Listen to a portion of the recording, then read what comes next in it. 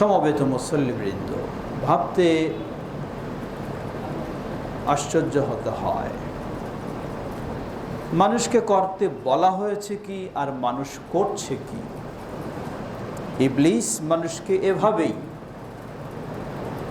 ধোঁকা দিয়ে ভুল পথে নিয়ে যায়, যা আল্লাহর নির্দেশ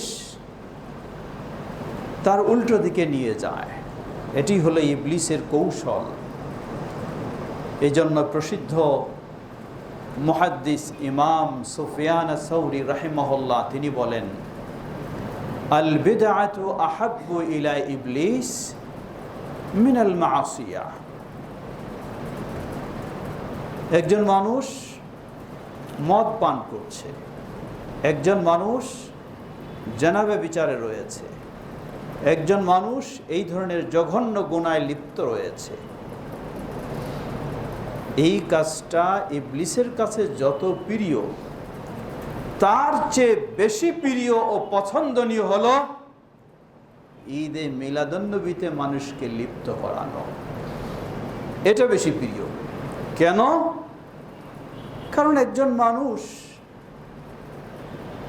যখন উপলব্ধি ফিরে আসবে তার, যে আমি কিভাবে জানাবে বিচারে লিপ্ত হলাম, আমাকে আল্লাহর কাছে তওবা করতে হবে। আমি কিভাবে নেশাগ্রস্ত হচ্ছি, আমাকে আল্লাহর কাছে তওবা করতে হবে। সে তওবা করার সুযোগও পেতে পারে, আর সত্যিকারী তওবা করলে আল্লাহ সুবহানাহু ওয়া তাআলা ক্ষমাও করে দেবেন ইনশাআল্লাহ।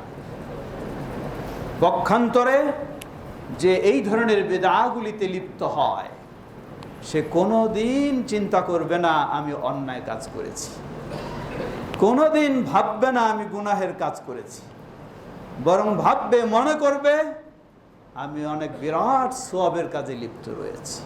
এভাবে তার জীবনটা শেষ হবে। এই গুনাহের মধ্য দিয়ে সে পৃথিবী থেকে বিদায় নেবে।